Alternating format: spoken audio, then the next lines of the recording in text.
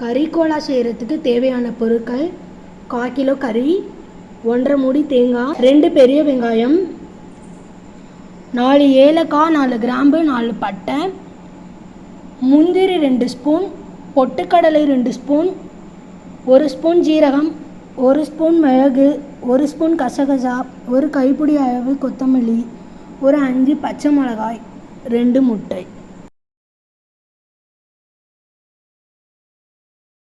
Cola உருண்டை mixing ready ஆயிடுச்சு. இந்த மாதிரி கொஞ்சம் மாவு எடுத்து சின்ன சின்ன உருண்டையாக உருட்டிக்கலாம். கோலா உருண்டை எல்லாமே இப்போ நம்ம உருண்டை பிடிச்சாச்சு.